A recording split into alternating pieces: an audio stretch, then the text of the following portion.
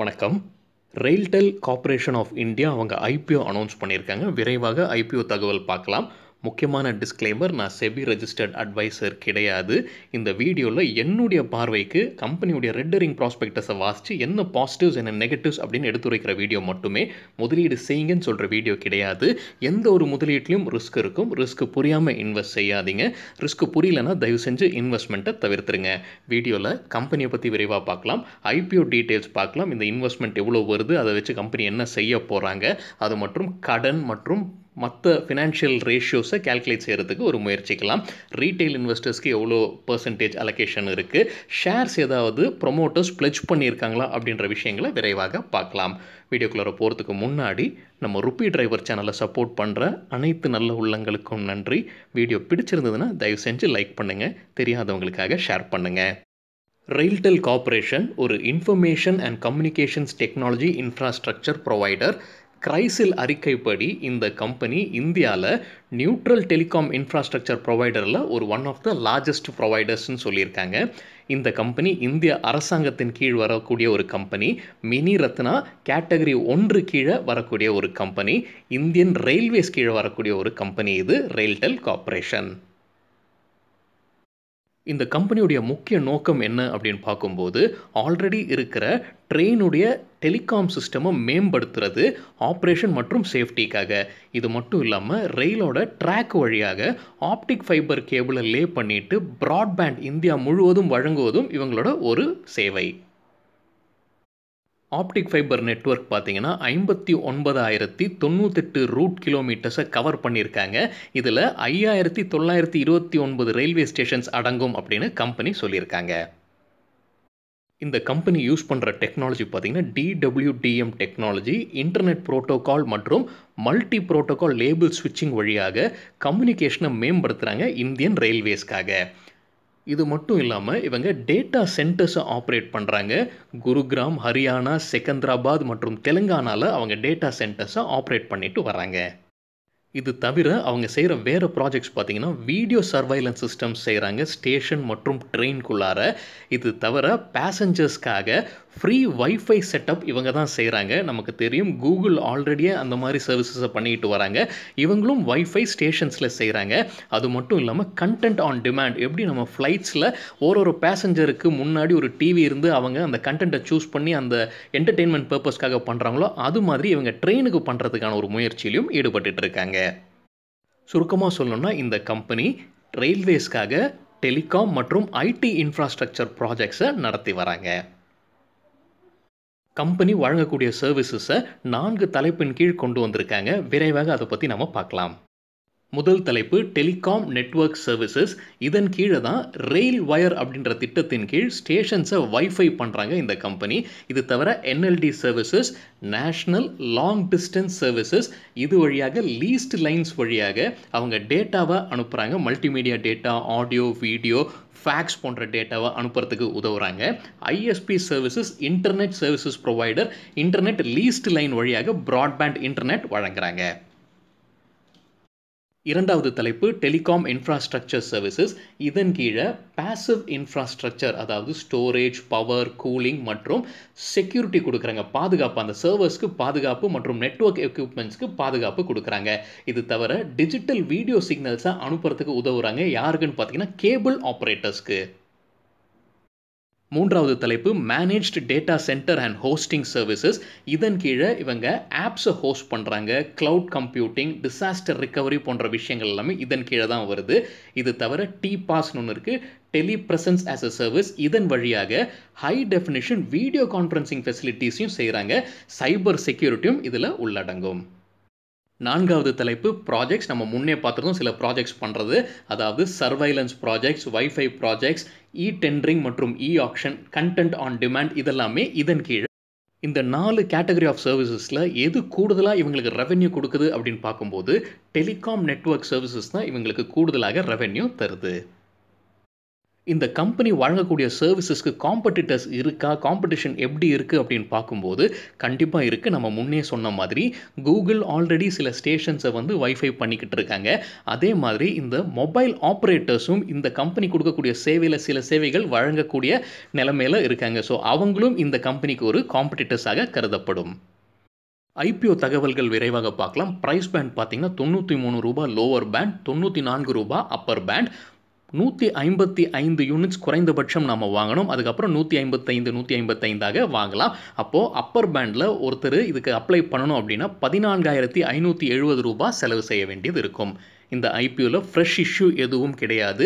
எல்லாமே offer for sale வழியாகத்தான் வருது. ஆஃபர் ஃபார் சேல்னால் ப்ரொமோட்டர்ஸ் இல்லை ஆல்ரெடி ஷேர்ஸ் வச்சுருக்கிறாங்க, ஷேர்ஸை விற்கிறாங்க அப்படின்னு புரிந்து கொள்ளலாம்.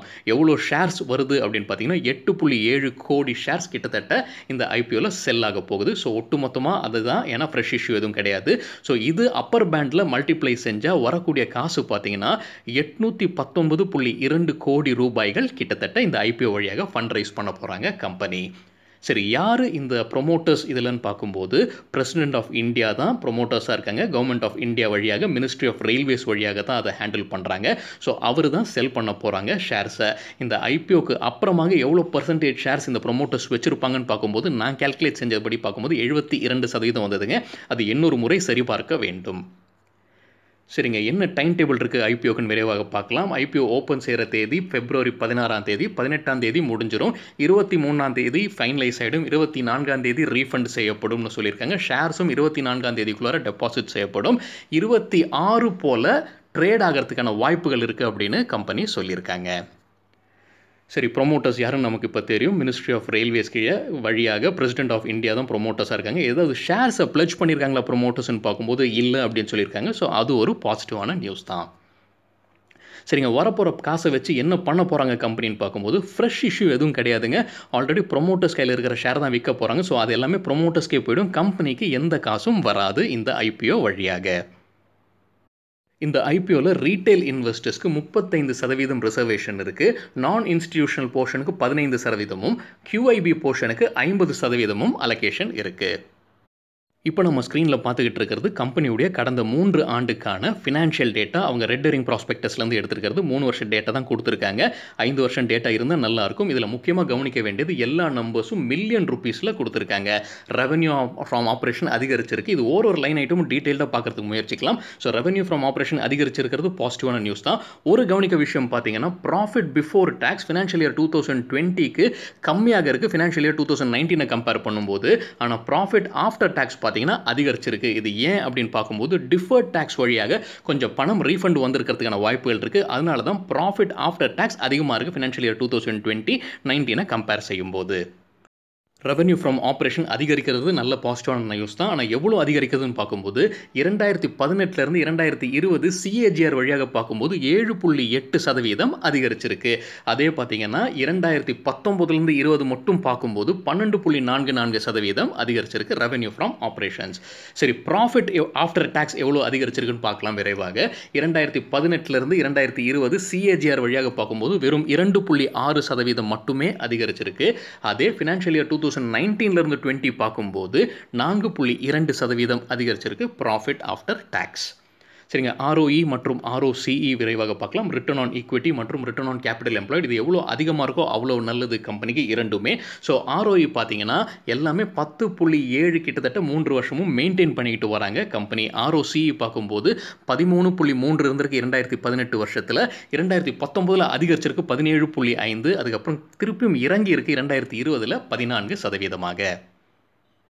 நான் பார்த்த வரைக்கும் கம்பெனிக்கு எந்த கடனும் இல்லை. அவங்க ரெட் ஹெரிங் ப்ராஸ்பெக்டஸ்லையும் கடன் இல்லை அப்படின்ற மாதிரி தான் சொல்லியிருக்காங்க. ஆனால் சில வங்கிகள் கிட்டேருந்து பேங்க் கேரண்டி ஃபெசிலிட்டிஸை அவைல் பண்ணியிருக்காங்க. ஸோ அது கவனிக்கக்கூடிய விஷயம். கம்பெனியுடைய இன்ட்ரெஸ்ட் கவரேஜ் ரேஷியோ பார்க்கும்போது நல்லா பாசிட்டிவாக இருக்குங்க. ஸ்டாண்டலோனாக அதிகமாக தான் இருக்குது. கடன் இல்லைனாலும் அவங்க சில எக்ஸ்பென்சஸ் இருக்குது அவங்களுக்கு. ஸோ அதை கம்பேர் பண்ணும்போது கட்டுற தகுதி இருக்கா அப்படின்னு சொல்கிற ரேஷியோ இது. ஸோ அது பாசிட்டிவாக இருக்குது இந்த கம்பெனிக்கு. ஏர்னிங்ஸ் பெர் ஷேர் அவங்க ரெட் ஹெரிங் ப்ராஸ்பெக்டஸ்லேருந்து பார்க்கும்போது ஃபினான்ஷியல் இயர் 2020 4.4 வந்திருக்கு. நாம் தனியாக கால்குலேட் செஞ்சதும் எக்ஸாக்டாக இதே நம்பர் தான் வந்தது. ஸோ பாசிட்டிவாக எடுத்துக்கலாம் நம்ம கால்குலேஷனை. ஃபினான்ஷியல் இயர் 2019 4.22, ஃபினான்ஷியல் இயர் 2018 பார்க்கும்போது 4.18. சரி, நம்ம ஃபினான்ஷியல் இயர் 2020 வச்சுக்கிட்டு நம்ம பிஇ கால்குலேட் செய்கிறதுக்கு முயற்சிக்கலாம். ஸோ பிஇ அப்பர் பேண்டுக்கு கால்குலேட் செய்யலாம். அப்பர் பேண்ட் 94 எடுத்தாலும் earnings per share red herring prospectus வழியாக பார்க்கும்போது 4.4. ஸோ அது இரண்டையும் டிவைட் செய்யும்போது பிஇ 21.36 வருது. ஆனால் எது கூடயும் கம்பேர் பண்ண முடியல. ஏன்னா இவங்களுக்கு காம்படிட்டர்ஸ் யாரும் கிடையாது, லிஸ்டட் காம்படிட்டர்ஸ் யாரும் கிடையாது அப்படின்னு கம்பெனி அவங்க ரெட் ஹெரிங் ப்ராஸ்பெக்டஸில் கொடுத்துருக்காங்க. ஆஃப்டர் ஐபிஓவும் பிஇ இதே தான் இருக்க போது. ஏன்னா புது ஷேர்ஸ் எதுவும் வரல, ஷேரோட எண்ணிக்கை எதுவும் அதிகரிக்கல. அதனால் ஆஃப்டர் ஐபிஓவும் பிஇ பார்த்தீங்கன்னா 21.36. இது ஃபினான்ஷியல் இயர் 2020 டேட்டா வச்சு நம்ம கால்குலேட் செஞ்சுருக்கோம். சரிங்க, முன்ன சொன்ன மாதிரி கம்பெனி அவங்க ரெட் ஹெரிங் ப்ராஸ்பெக்டஸில் லிஸ்டட் பியர்ஸ் யாரும் இல்லை அப்படின்னு சொல்லியிருக்காங்க. அது மட்டும் இல்லாமல் இந்த ஃபினான்ஷியல் இயரோட முதல் 6 மாதத்தோட டேட்டாவும் ஃபினான்ஷியல் டேட்டாவும் கொடுத்துருக்காங்க. ஆனால் அதை கம்பேர் பண்ணுறதுக்கு போன வருஷத்தோட முதல் 6 மாதத்தோட டேட்டாவை கம்பெனி கொடுக்கல ரெட் ஹெரிங் ப்ராஸ்பெக்டஸில். ஸோ விரைவாக பார்த்துக்கலாம். ரெவன்யூ ஃப்ரம் ஆப்ரேஷன்ஸ் பார்த்தீங்கன்னா 5374 கொடுத்துருக்காங்க. ப்ராஃபிட் இருக்கான்னு பார்த்தீங்கன்னா profit before tax 621, profit after tax 455, earnings per share பார்க்கும்போது 1.42 இருக்குது. இது ஆனுவலைஸ் கிடையாதுன்னு நினைக்கிறேங்க. என்ன ப்ராஃபிட் வந்திருக்கோ அதை வந்து அப்படியே டிவைட் பண்ணியிருக்காங்க நம்பர் ஆஃப் ஷேர்ஸ் வச்சுக்கிட்டு. சரிங்க, இதுதான் சில விஷயங்கள் என்னுடைய பார்வைக்கு இந்த கம்பெனியுடைய பாசிட்டிவ்ஸ் அண்ட் நெகட்டிவ்ஸ். உங்கள் பார்வை என்ன? இந்த கம்பெனியை பற்றி ஏதாவது கூடுதலான தகவல் தெரியும் அப்படின்னா தயவு செஞ்சு பகிர்ந்து கொள்ளுங்கள். நன்றி, வணக்கம்.